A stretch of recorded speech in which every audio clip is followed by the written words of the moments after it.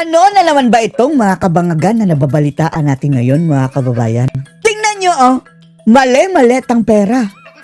Pangbayad daw, mga kababayan, sa extortion ng isang founder ng online news media, mga kababayan, na PGMN. Mali-mali ang pera na ibabayad daw di umano, mga kababayan, doon sana sa founder ng PGMN na si Franco Mabanta. At ang sinasabi nila, mga kababayan, na kinikikilan o in-extortan daw, mga kababayan, ay si Martin Romualdez. Napakaraming katanungan, mga kababayan, ang pumasok sa isip ng mga tao dito sa sitwasyong ito. Unang-una, alam naman natin, mga kababayan, itong PGMN is critical kina Martin Romualdez. At ewan lang natin kung critical ba ito kay na Marcos, mga kababayan, ha? Basta critical ito, mga kababayan, kay Martin Romualdez. Ang tanong ng marami, hindi ba kaya ito isang frame up, mga kababayan? Pangalawang katanungan, kaninong galing etong ginamit, mga kababayan, ng NBI na entrapment na pera? Kung si Martin Romualdez ang mga kababayan, gustong i-extort ng pera, galing ba ito sa kanya? Imposible namang mayroong ganyang karaming pera na naka-standby ang NBI, mga kababayan, di ba? Dahil salat nga sa pera ang gobyerno. Mag-i-standby pa sila ng mali-maletang pera. At bakit parang pamilyar, mga kababayan, itong mali-maletang pera? At ang tanong ni Rowena Guanzon, mga kababayan, kung galing ito kay Martin Romualdez. Sabi ni Rowena Guanzon, ha? Dahil siya naman daw ang di umano in-extort ng pera, mga kababayan. Bakit? Bakit meron siyang perang ganyang karami kung naka-frozen naman, mga kababayan, ang mga assets nito? Ibig bang sabihin, talagang kumpirmado na may mga mali-malitang pera na cash si Martin Romualdez? Frozen ang kanyang bank accounts at assets, mga kababayan, At ang in-extort na sa kanya, mga kababayan, dapat is 350 million. Yun ang napapabalita, mga kababayan. Tapos, ibibigay daw in tranches. Nauna na itong 75 million, mga kababayan. At ang isang katanungan pa, hindi ba daw kaduda-duda dahil coincidentally, nag-anunsyo si Ridon, mga kababayan, na paiimbestigahan nila ang PGMN doon sa kamera? Tapos gayon, si Matibag, mga kababayan, inoperate ang founder nila? Aroy. Narito ang ulat, mga kababayan, Good morning, Robert at Doris. Kinumpirma nga ni National Bureau of Investigation spokesperson. Ayan, isa din kaduda-duda, mga kababayan, talagang ang binlurred nila lahat ng suspect except kay Franco Mabanta. Di ba dapat pantay, mga kababayan, ha? Sa GMA ito, na footage. Di ba pantay ang batas? Lahat naman sila suspect dyan. Bakit hindi binlur itong mukha ni Mabanta? So, mukhang lumalabas talaga, mga kababayan, na talagang target nila si Mabanta. Investigation spokesperson Palmer Balyari na naaresto ng mga operatiba ng NBI kagabi. Talaga? Walang takip. Hindi natin kilala, hindi nga ito masyadong famous, mga kababayan, di ba? Kung salubong natin ito sa dyan sa mall siguro, hindi natin makikilala. Pero siya pala ang founder ng PGMN, The Peanut Gallery. Founder ng isang online media network na si Franco Mabanta. Hindi pa umano makapagbibigay ng detalye si Malyari sa ngayon, pero inaasang haharap sa media mamaya ang mga opisyal ng NBI para makapagbigay ng karagdagang detalye sa naganap na pag-aresto. Abangan. Ano ba kayo, DZMM? Kung makapagbalita kayo, yan lang. Wala man lang detalye, mga kababayan, Diyos ko. By the way, mga kababayan, ito pa lang si Franco Mabanta, ha? Ay noong, bago naging presidente si Bangag, mga kababayan, siya ang social media director ni Bongbong Marcos. Parang naririnig natin ang pangalan niyang kay TP, mga kababayan, di ba? Ewan lang natin kung nabudol lang din siya, mga kababayan. Basta social media director siya ni Marcos. Ewan lang natin kung hanggang kailan nangyari. Kung bumaliktad na ba ito later on. Hindi rin tayo nakasunod, mga kababayan, sa mga post nito. At maging sa PGMN, pahapyaw lang, mga kababayan, kung naliligaw sa ating newsfeed. At eto na, tingnan nyo, ang news, mga kababayan. Martin Romualdez, frozen ang asset. Paano siya nakakapag-produce, mga kababayan, ng perang 75 million na pang-entrap kay Franco Mabanta? Ang isip ng marami, mga kababayan, iniisip ng marami, talagang parang kinumpirma na nito na mayroon talaga itong mali-malitang pera si Martin Romualdez. Isipin nyo na lang, nakasilid sa maleta, nakabundle ang pera. Si Romualdez ang kinikilan daw, mga kababayan, at siya ang nagpa-entrap. Ang mga animal na to. May naaamoy tayong hindi maganda, Samantala, dito muna tayo, mga kababayan, Abangan natin itong istoryang ito ha. Kay Mabanta dahil kulang pa eh. Kulang pa. Dito muna tayo. Kina Ka Eric at Doc Lauren Badoy mga kababayan. Maganda itong kanilang pinag-usapan. Hindi pang kay Congressman Igay Erese, ma'am, kuhanan kita ng reaksyon dito. Sabi niya, how would you support an impeachment? Oh, yan. Boycott daw si Erese mga kababayan, no? Dahil unang-una ang sabi niya, pati daw mga kababayan si Madriaga pinatulan. Pinagtsagaan ang isang polluted source na si Madriaga, na isang hoax. Sinungaling scammer mga kababayan. Kaya boycott siya sa botohan sa impeachment. Hindi na daw siya dadalo sa panahon ng botohan. Na ginamit, binaluktot, nilabag ang batas, ginamit ang COA, ginamit ang AMLAC, Ginamit lahat. ginamit ang NBI. Lahat na lang binaluktot at DOJ. at upang lamang dumugin at Media. wasakin ang kalaban sa politika na hindi nila kayang talunin sa eleksyon. Kaya hindi ako mabuto dyan. Ma'am, your reaction to this very clear and categorical na deklarasyon. Yan ang dapat gawin ng mga kababayan kung natatakot sila, ng mga kongresista. Wag na lang silang bumoto. Kahit ayaw nilang mag-no mga kababayan dahil natatakot silang mapag-initan o abag-absent na lang kayo. Nang hindi ito mga Duterte aligned na mga kongresista, sila ay malinaw lang ang kaisipan at matino ang kanilang paninindigan. Congressman Erese, Congressman Toby Chanco, ma'am, your reaction to that? You know, it's always wonderful to hear the words of men and women of principle and integrity. There's something about it talaga that's edifying, 'di ba? So Edifying. napakahusay ng mga ganyang tao para sa akin, no? At not only is it edifying, no? Not only are they men and women and men of character, but they're also very intelligent, no? Very intelligent kasi actually I don't even know if you need that kind of intelligence, that much intelligence para ma-figure out mo lahat ito. Hindi eh. Oh, common sense lang mga kababayan. Common sense lang. Eh, 'di ba? Kailangan mo ng integridad, kailangan mo ng lakas ng loob, courage and integrity, 'di ba? And the loyalty to the Constitution, right? Correct. So that Kailangan mo lang mag-isip para malaman mo mga kababayan na talagang mali itong pinagagawa nila. Itong mga kumakampi dyan sa impeachment, it's either kung nakikinabang sila mga kababayan, nabayaran, o kung hindi man sila nabayaran, mga walang utak. that takes really a lot of character, as it turns out, more so under an administration where the law and the Constitution has really been destroyed and really bent and fractured and pinagsisipa ang batas natin at ang saligang pinagsisipa batas, pa. Bill of Rights, lahat, di ba? Wala nang due process, wala nang, tapos ang President Duterte nasa The Hague. It's really an administration. It's a criminal syndicate. It's a criminal syndicate. So to hear the words of leaders Sindikato like that ang is very gobyerno. edifying, nakaka-inspire. At saka talagang parang nabibigyan ka ng pag-asa para sa Pilipinas, 'di ba? So Agree. yun yung nakikita ko dito, no? Going to that line of your assertion, hindi lahat ay nabibili. Dito sa inihahanda na 10 billion pesos, Yeah. hindi lahat ay nabibili o nabili dito sa 1.3 billion sa Committee on Justice, mga kababayan. Kaya nagpapasalamat tayo na mayroon po mga kongresista na ang pagtingin nila, ang usapin ng impeachment ay sagrado.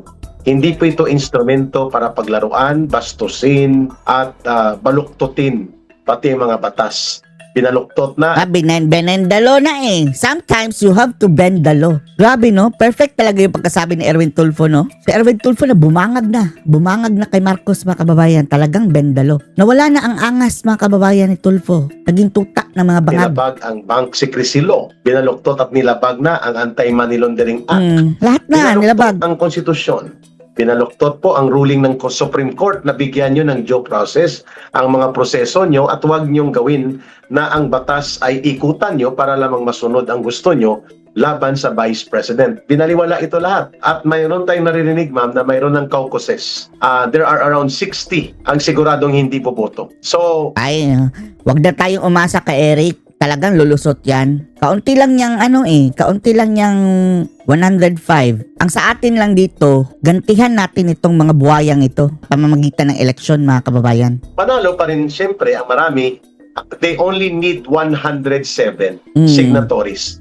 Pero the fact na marami ang nagsasalita, marami ang pumapala is already a victory in itself at the level na dati ay kontrolado at walang pumapalag, walang pumipiyok dyan sa House of Representatives. Oo, dati nga no, walang pumipiyok, mga kababayan, no. Pero ngayon meron na. At may panahon pa tayo mga kababayan. May panahon pa tayo, mataas pang panahon natin para mag-prepare na masabotahe ang mga ito sa kanilang 3 kandidatura. years ago. Kung ikukumpara ngayon sa 20 Congress, mas marami po ang naging matino at matatag ang paninindigan kung kumpara sa nakaraang Kongreso, pero kulang pa rin ang kanilang bilang. Pero sabi mo, Ma'am Lorraine, it's already a victory for the people to hear na hindi po tahimik ang kahit man lang 1/3 ng Kongreso natin, Ma'am Lorraine. At saka, yung nangyayari kasi ngayon, no, naggagapangan sila Gapangan, takutan, lahat ng mga kababayan. Bangagan. para maabot nila yung numero na yon, no? So, tatakutin sila, susuhulan sila. Yung Salen, nakisali si Buinging Remulyes mga kababayan sa Salen, 'di ba? Kaduda-duda mga kababayan na naging interesado si Boying bigla sa Salen ng mga kongresista. Oh, dahil yun pala ang purpose. Lahat gagawin, no? Gagawin nila talaga lahat para ma-meet nila. Tinatawagan actually sa isa, Ma'am. Oo, ginagapang daw talaga sila. May mga insiders dahil sa loob ng Kongreso. Gapangan to the max. Kikwento ko lahat ng mga little stories ko. Tapos, Little stories, So, yung gapangan na yan, nangyayari ngayon hanggang, I think, next week yata, parang ganyan. no? March. May 11 May ba ang 11. target or May 12? May 11 or 12. So, that's in a few days na lang. No? Gapangan at So, lunggungan. parang for me, dapat marinig ng mga ito, no, mga nandyan sa Kongreso, yung Pilipino, yung boses natin, dapat maalala ulit nila kung ano ang demokrasya. Kasi sa isang demokrasya, ang natatakot sa gobyerno ay ang taong bayan ang kinatatakutan ng mga nasa Tama. gobyerno. Tama. Correct. Tayo yung natatakot. So, kung gusto nyo ng ganong bansa, kung gusto nyo ng ganong demokrasya para sa sarili ninyo, sa mga anak ninyo at sa salinlahing Pilipino, hindi ngayon ang panahon para tumahimik. Magpakilala tayo ulit dyan sa mga yan. Lalong-lalo na yung mga...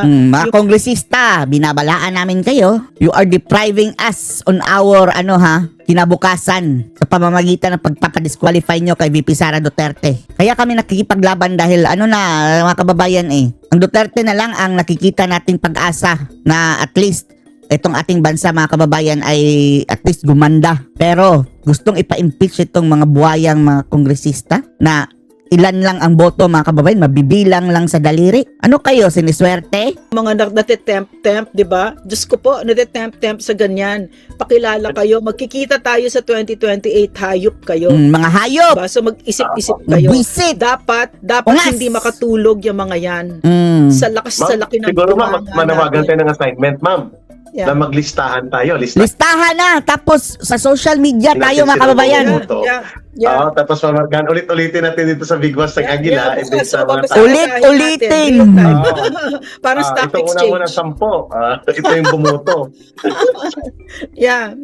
Ito mga sindikato. Saka yung mga Sindikato. party list. Go ahead. Isabihin Go natin. Alam mo, there was side story lang, Eric, no, mga kababayan. Na-notice ko, na I was looking at the list, no, there was something that was chilling to me. And I saw second and third generation na politikos. Like, for instance, yung anak ni Gonzales, ni Dong Gonzales, andun si Mika Gonzales. Nag-sign siya sa impeachment. Mga magnanakaw, no? Sa madaling Magda! kasi nagugulat tayo kay Oy, ma'am, ang Bahagi. tatay niya, tinombok ni Saldico yan, at ni Yeah, Nito, si Dong Gonzales.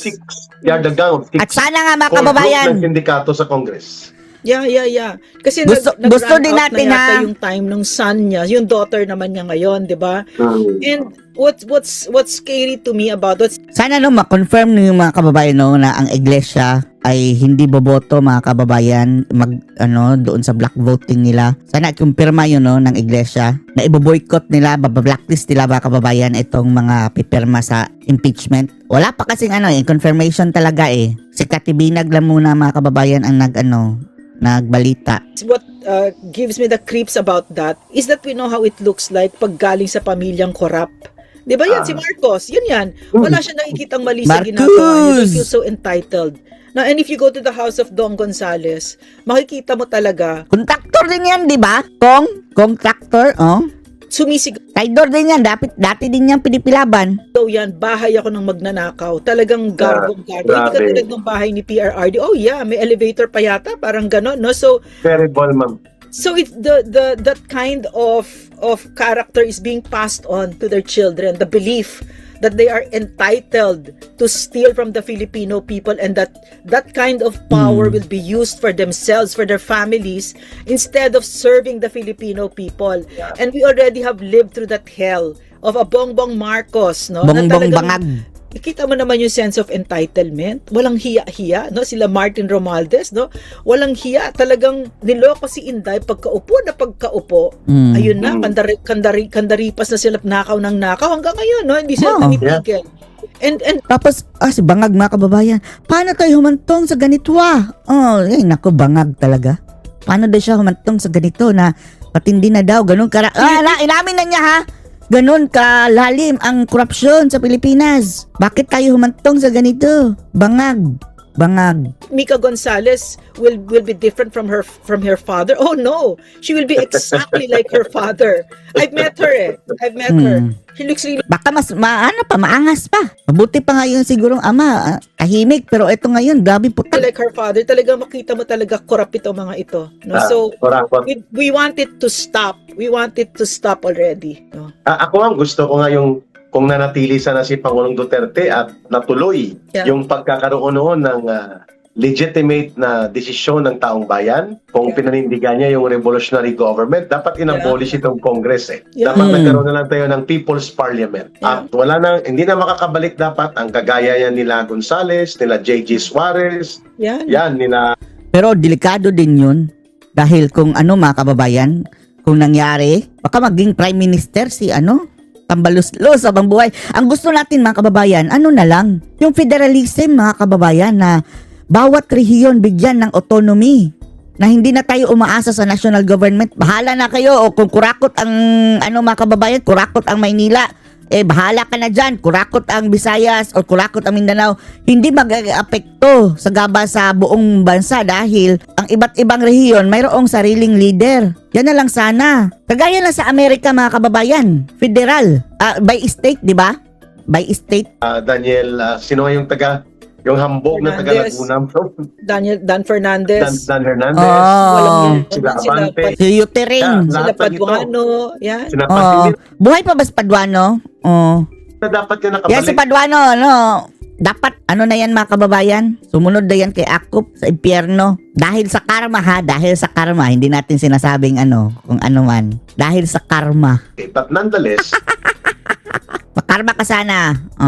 ito ma'am ang magandang development. Kasi yung sa Senate ma'am na desisyon at saka yung sa kay Tito Soto, in next episode natin, kuhanan kita din ng reaction dito. Nakakatabang puso po that there were 75 pastors ang nanindigan, Baptist leaders. Ayan. Sampal ito kay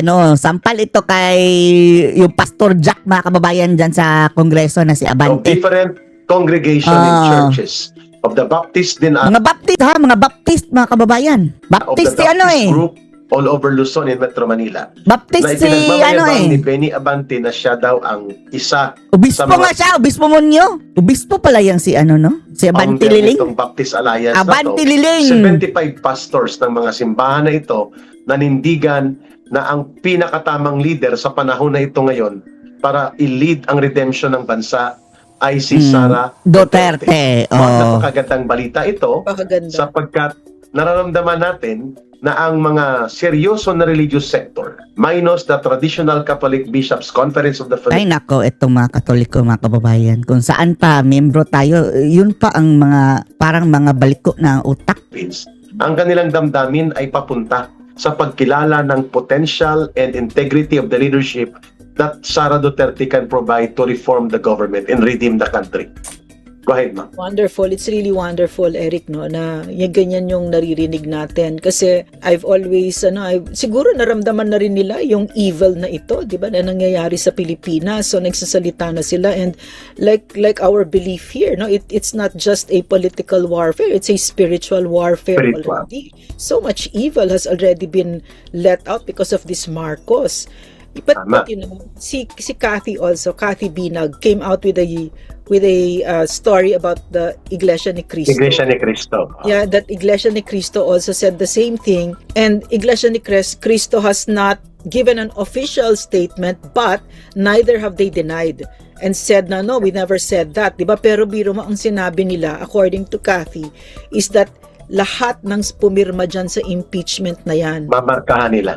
forever and ever, kahit yung mga anak ninyo, forever and ever and ever. Kumbaga talagang blood crime na ito. Blood crimes na itong ginagawa ninyo. Yung pag-sign ninyo dyan, which to me is so important kasi yung binibigay nila yung bigat ng nararamdaman natin na hindi lang tayo. So sa akin parang yan yung redemption natin as a people, that we're responding this way, na hindi lang tayo nakahiga dyan habang ginagahasa tayo, lumalaban tayo. At maganda ito kasi ito mga spiritual leaders ito. But I know that the Catholic Church, the members of the Catholic Church are with us. There's some of them, Correct. a lot of them. And Agree ako dyan. some priests are like that, no? But it's the CBCP because of what's his name? Ceciliano ba yun? Something, no? Si Yun yung- Jerome Siciliano, Ceciliano. Yun yung kanilang official stand. spokesperson. Pero maganda kasi no na na-unmask kasi tayong dalawa alam natin na napasukan na ng CPP and Yeah, of course. ang Catholic Church, ang Catholic hierarchy. So na affected sila ng mga ganyan, no? Kasama sila diyan, no? And of course, nung nakaraang linggo, bago ang botohan, yung CPP infiltrated churches, like Iglesia Filipina Independiente, United Church of Christ in the Philippines, at yung National Council of Churches nila na mayroon pong Christians for National Liberation na organization na underground, at konektado po ito sa front organizations ng CPP, NPA, NDF na bayan at mga party list. They called against Sara Duterte. Dapat i-impeach, papanagutin si Sara Duterte. Pero Ganda, diba? tahimik sila. Nagsalita sila, ma'am. Coalition of the religious people daw to impeach Sara Duterte, pero pumapalakpak naman sila at sumasahod posible kay Marcos. Kaya ipokrito, mga Padre Damaso kung sa kasaysayan ng nobela ni Jose Rizal. Samantalang itong 75 pastors, ma'am, walang ibang hiningi kundi ang magkaroon ng spiritual strength and moral foundation si Sara Duterte to stand the ground of a journey to redeem this country and to bring reform to the government. Yun pong pinakaminsahe po, ma'am, mga kababayan, nitong 75 Baptist pastors na nagkaroon po ng spiritual fellowship kay Vice President at nanindigan na kanilang kinikilala ang kanyang pamumuno at kapasidad na pamunuan ng pagbabago sa ating bayan. Ma'am, go ahead. Tapos ang ganda pa kasi, no, napakaliwanag talaga ni Bangag, no. Maliwanag siya talagang sobrang liwanag. Alam mo kung sino siya, no, plunderer siya, magnanakaw siya, at anong ginawa niya, mastermind siya ng pinakamalaking heist sa kasaysayan ng Pilipino. Therefore, no, I've always believed that one of those things that really made us yung binansot tayo bilang isang bansa ay ang Catholic Church, yung Catholic Yes. hierarchy. That's true. Hindi ko tinatouch yung faith ninyo, ha? Wala ako dyan. Kasi nga yung perspective ko is nakikita ko ang CPP sa loob at dinadala kayo sa bangin ng mga yan. So, dumating na yung panahon na meron tayong chance na umangat ang kamalayan natin, no?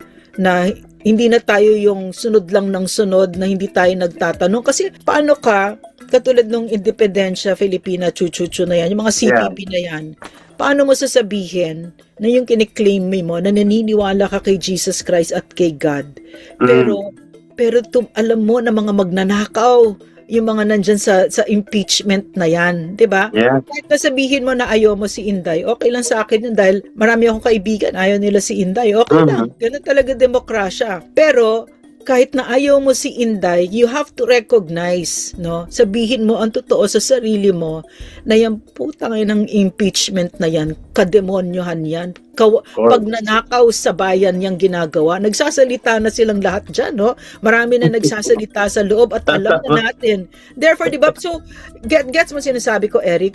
The Catholic Church has really chained our people, no? Has really chained our people, and I'm really grateful for the real priests and nuns inside the Catholic Church. But we also know, no, that like Sister John Manansan is a CPP operative inside Saint Scholastica's College, 'di ba? Imagine that, no? So for me, while all of this is happening, no, yung mga yan, buti the Baptists are speaking out, Iglesia ni Cristo, KOJC, di ba? Yeah, KOGC, of Real course. faith, the real faith, di ba? Mhm. No, parang nandyan na, no? So that And ma'am, mayroon pa yatang independent Christian churches yeah, in Luzon na mga more than 80 pastors ang narinig ko because one of them, uncle ko na pastor sa Tagaytay, oh, would like to visit the Vice President. Independent Christian churches naman ito. yeah. Recognizing the role of the Vice President. And it's about time. It's about time, no, that the Filipino will also grow up, 'di ba? Kasi like my personal experience kasi with this, yung KOJC, yung pagkakakilala ko sa KOJC, nabukas talaga yung mata ko, nabuksan ng mata ko. Meron pa lang kasi I was so turned off by anything Christian, no? Talagang so turned off because I saw the hypocrisies, the contradictions, the most cruel people I know, yung mga ganyan, 'di ba? And yet I saw here, no, the real faith is real goodness and kindness, and hindi salita, in action, di ba, Eric, no? In Lalo action, naman talaga ang buhay na pamumuno ni Pastor Kibuloy. Yeah, yes. Buhay na pamuno. Kaya tingin ko kasi nakikita ko 'yan no, nakikita ko sa mga kilala ko sa UP, kahit sa pamilya ko, yung sinisiraan nila si pastor, kulto, etc. Baka that's nice to that's nice to study kasi magandang pang tanggal yun ng kasi nandito tayo pero ba sa UP, anak mo nasa UP, di ba? So, ang sinasabi ng mga anak natin sa UP, malaya silang mag-isip, magsalita, di ba? Pero tinanong ko yung anak ko, totoo, malaya kayo? Paano pag sinabi mo na gusto mo si Duterte? Malaya ka ba? Siyempre hindi, di ba? Tatahimik sila. So, hindi yun kalayaan, di ba? Binigyan ka lang ng mas malaking hawla. So, meron kang ilusyon ng kalayaan, which is a more dangerous thing. So, my point is, no, in that UP thing, they will just say, Kibuloy, kulto. Di ba? Right? So that will natatakot kasi mga teenager yan di ba? So they want the peer pressure, di ba? Yung acceptance ng peers nila. So kahit natatanggal yung critical thought nila na hindi na nila aralin yung buhay ni pastor. Hindi nila kilalanin si pastor, which is what an intelligent person ought to do, 'di ba? Instead of kulto, 'di ba? Or sabihin DDS bobo. DDS bobo talaga. Hindi nyo ba alam kung ano yung accomplishments ni PRRD? Kaya ka libre sa UP, gago, kasi libre ka ni PRRD. At diba? kaya bumagsak ng todo-todo at naapektuhan ang recruitment ng kabataan sa mga schools at universities.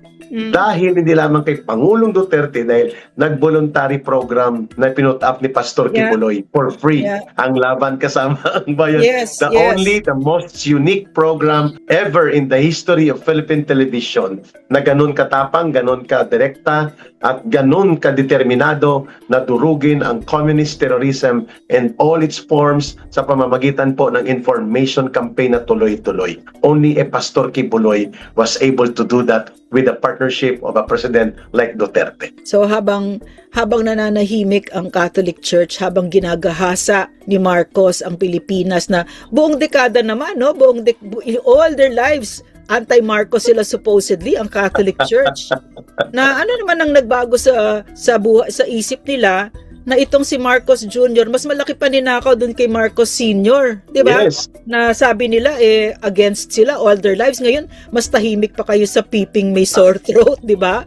Grabe, di ba? So for me, no, because we've gone through hell, no, we've paid so much for this. Kumbaga tuition natin ito. Gusto ko matuto talaga tayo. Matuto tayo ng totoong critical thought, 'di ba? Na diyan pa ba tayo? Are we going to surrender our thoughts, our capacity for critical thought to a church that has proven, to their leaders that have proven to be traitors to their own country and the biggest hypocrites, 'di ba? Like what's his name? Villegas, what's his name? Si Socrates Villegas, At si Ambo David. Yeah, really. Kasi Yan, nga, sila yan. kasi nga I'll keep going back to yun ang kagandahan ni Marcos. Napakaliwanag niya. So pag kumampi ka dyan or tumahimik ka dahil dyan, alam na natin, ikaw Shelo Magno ha. Ikaw Oo. Heidi Mendoza ha. Mga lapdog na rin yun. Marcos ha. Si Ronald Llamas, so wow ha. Yung pala no. Ma'am, balikan CPP. natin ito. Eric Wow. CPP. Balikan namin ni Ma'am Lorraine ito sapagkat hindi pa namin tinalakay ang pinag-utos ng Korte Suprema kay Tito Soto. Forthwith, sumagot ka at magpaliwanag sa reklamo sa iyo na iniinsulto mo ang desisyon ng Korte Suprema. And yung pagbabanta ng pahayag ng paninindigan ng minority group sa Senado na harangin nila ang binaluktot, sinuhulan at palasubas na impeachment complaint galing sa House of Tambaloslos and House of Sandro Marcos paakyat sa Senado. Masaya ito, Ma'am Lorraine. Showdown to. Pabalikan namin ni Ma'am Lorraine. Ma'am, your final message for this episode. Yeah, maraming salamat Eric, maraming salamat ating mga kababayan at nagsama tayo dito. Mahalin natin ang Pilipinas, no. So, Ayun. at pag natin kakalimutan si PRRD, mahal natin siya, mahal natin si Vice President, no, at magmahalan tayo, magkaisa tayo. Okay. Ayun. Ma'am, si PRRD pala, mga kababayan, Ma'am Lorraine, ay mayroon pong review of his 1-year detention. And I hope na pagkakakuha ko, ma'am, isasalang ni Attorney Kaufman at ng legal defense team ang pag-review ng possibility of humanitarian consideration of his temporary release while trial is still ongoing on a subject country. That can be an open topic, but we are not gaining that so much hope, but it's a move na welcome. Yeah. Baka pa lang. Okay? Ma'am, pag-usapan natin ito lahat sa pagbabalik po namin ng next episode pa ng Bigwas ng Agila.